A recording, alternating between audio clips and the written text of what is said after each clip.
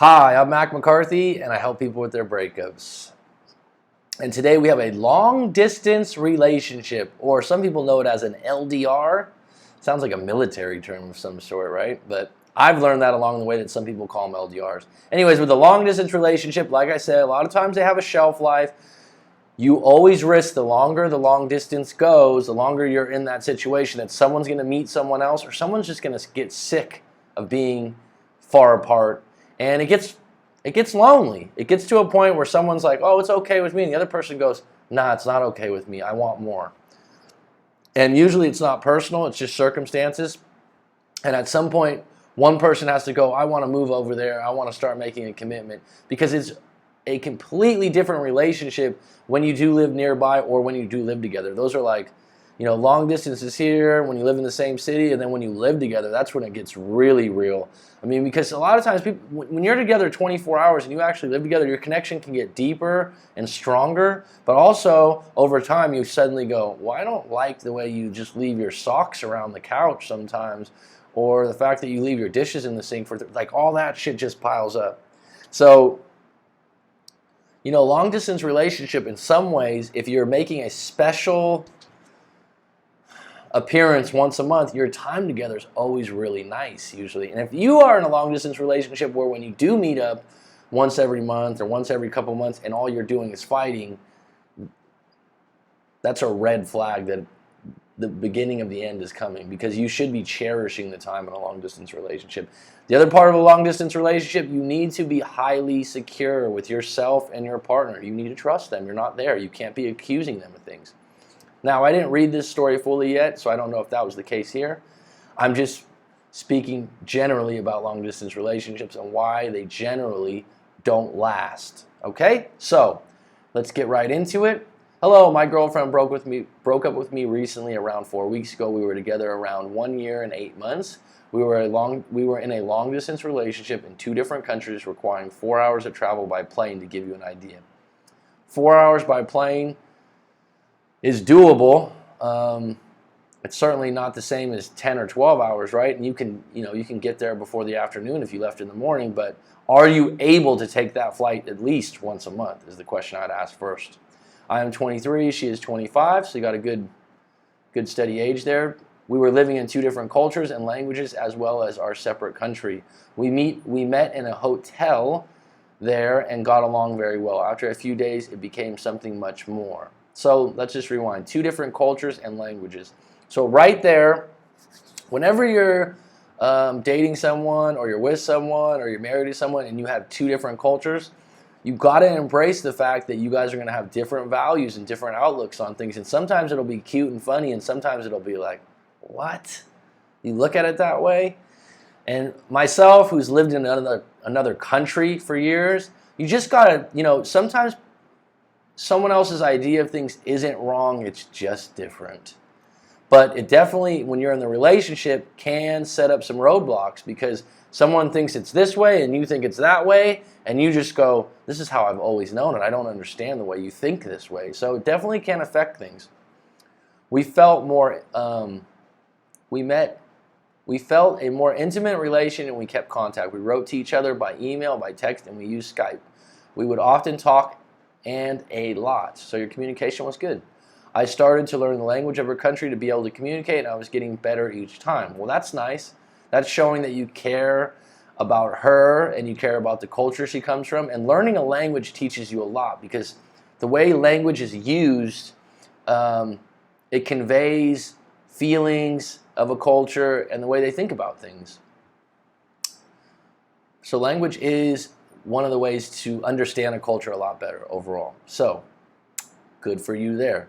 Lost my place here. For a year we did not see each other because, we felt more intimate relation. We could talk often. I started learning the language, be able to communicate with her better each time. For a year we did not see each other, just texting and email.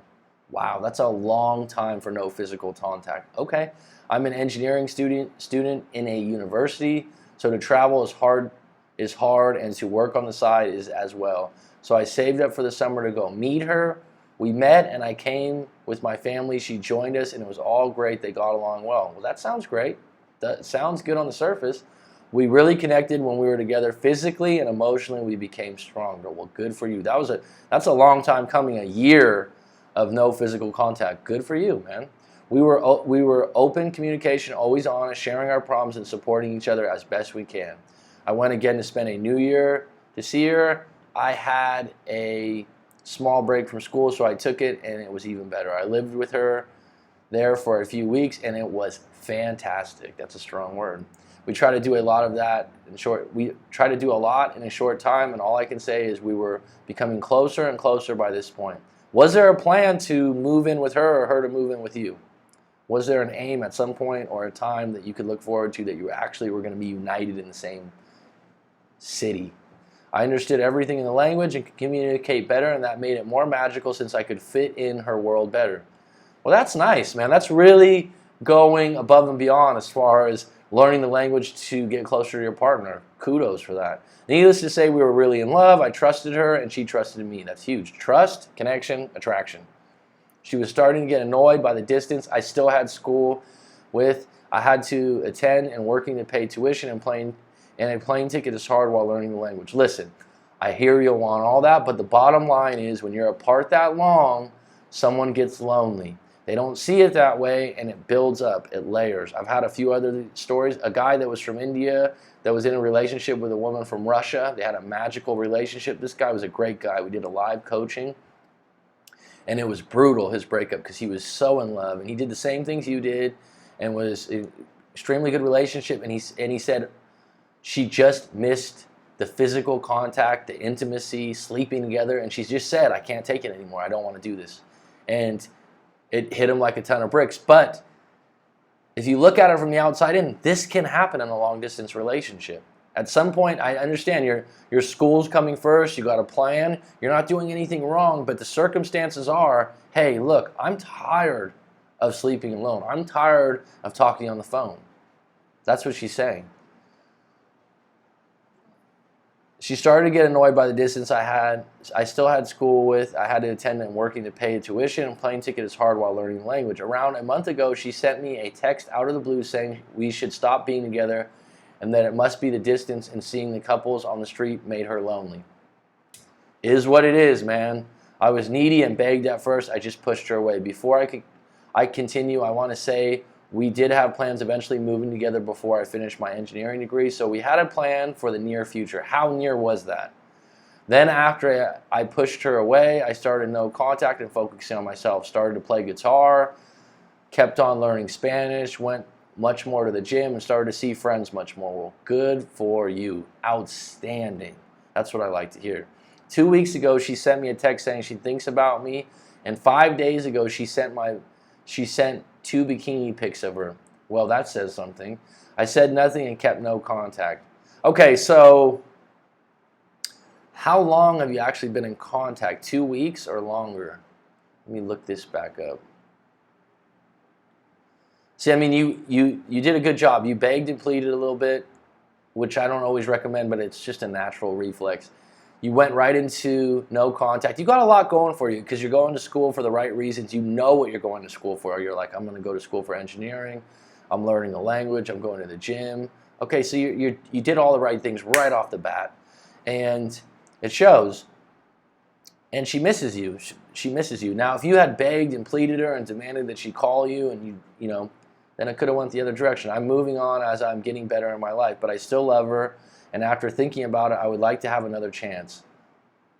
I think I understand the mistakes that were made and grew as a result. I think about her at times and really had good chemistry. How do I get her back, and what is your thought on all this?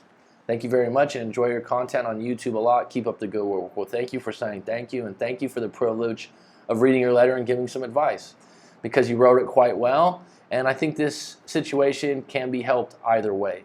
What do I mean by either way? I think you're going to be good either way. If she comes back to you or you move on, because you got your shit together. You got a lot going for you. And, you know, the way you pivoted into immediately going no contact, I'm going to learn how to play the guitar, I'm going to grow from this. You already are saying, I think I understand the mistakes that were made. I hope you're not just saying the mistakes that were made by you. Here's what I would say. Like, you need to really consider how long it's going to take that you guys would be reunited, and if she could handle that, and if you could handle that. Taking a step back from the relationship and how contact heavy it was before. Are you able to do that right now? The fact that she sent you bikini pictures means she's trying to get your attention. She misses you, obviously. She wants your attention, and she's thinking about you, and she's upfront about that. So what do you want? Do you want to get back to the same relationship you had? In this particular case, planning a trip to go meet her, going, look, you know what?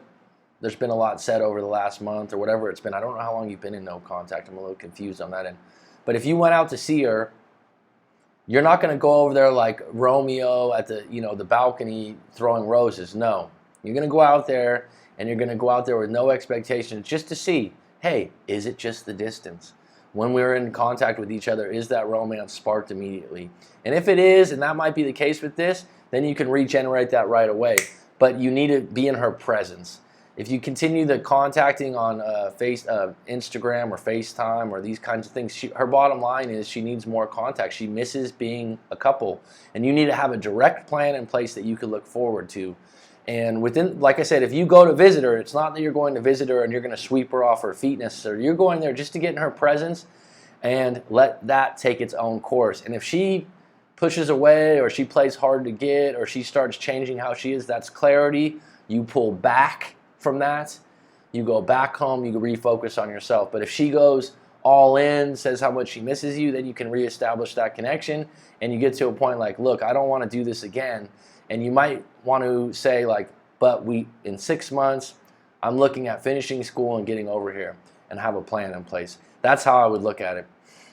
And if you want to talk in a live coaching, I could really help you with this moving forward. But otherwise, either way, you're okay, because right away you went into playing the guitar, you went into working on yourself, you're working on school, so you're going to be good either way. If she comes back to you, it's a bonus, right? Okay? I hope that helps you. Please visit rightmac.com if you've got a breakup story to tell, or if you'd like to book a live coaching. Thank you, and take it easy.